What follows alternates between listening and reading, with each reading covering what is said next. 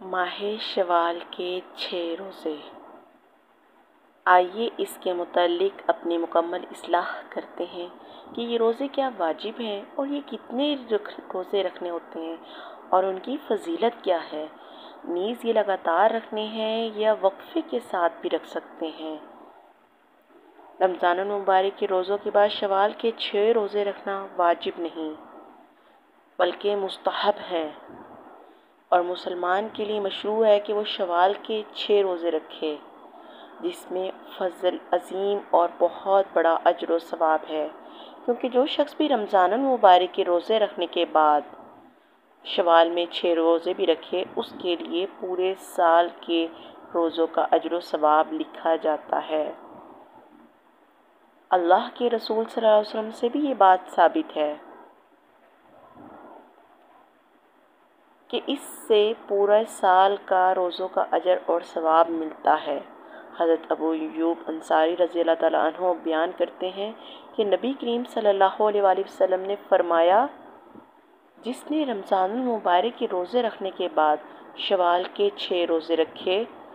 تو یہ ایسا ہے جیسے پورے سال کے روزے رکھے ہوں۔ قرآن پاک میں اللہ پاک فرماتا ہے، جو شخص نیک کام کرے گا اس کو اس کے 10 گنا اجر ملیں گے،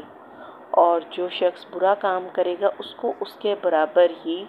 سزا ملے گی، اور ان لوگوں پر ظلم نہ ہوگا۔ نبی کریم صلی اللہ علیہ وسلم نے اس کی شرح اور تفسیر اس طرح بیان فرمائی ہے کہ جس نے عید الفطر کے بعد 6 روزے رکھے اور اس کے پورے سال کے روزے ہیں، جو کوئی نیکی کرتا ہے اسے اس کا اجر 10 گنا ملے گا، اور ایک روایت میں ہے کہ اللہ تعالیٰ ایک نیکی کو 10 گنا کر دیتا ہے، لہذا رمضان المبارک کا مہینہ 10 مہینوں کے برابر ہوا، اور 6 دنوں کے روزے سال کو پورا کرتے ہیں۔ رمضان کے 1 ماہ کے روزے 10 کے برابر، اور شوال کے 6 روزے 60 یعنی 2 ماہ کے برابر، تو اس طرح یہ پورے سال کے روزے ہوئے۔ پھر شوال کے 6 روزے رکھنے کے اہم فوائد میں یہ بات شامل ہے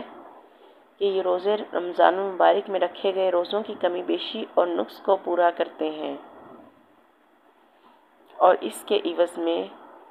کیونکہ روزے دار سے کمی بیشی بھی ہو جاتی ہے اور گناہ بھی سرزد ہو جاتے ہیں، جو کہ اس کے روزوں میں سلبی پہلو رکھتا ہے، اور روز قیامت فرائض میں پیدا شدہ نقص نوافل سے پورا کیا جائے گا، جیسا کہ نبی کریم صلی اللہ علیہ وآلہ وسلم نے فرمایا ہے، قیامت کے روز بندے سے سب سے پہلے اس کی نماز کا محاسبہ ہوگا، اگر وہ ٹھیک رہی تو کامیاب ہو گیا،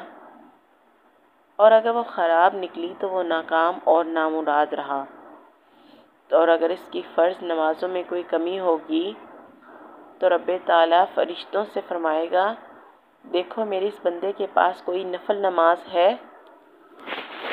چنانچہ فرض نماز کی کمی کی تلافی اس نفل سے کر دی جائے گی۔ پھر اسی انداز سے سارا اعمال کا محاسبہ ہوگا۔ شوال کے 6 روزے اکٹھے یا الگ الگ رکھنا درست ہے،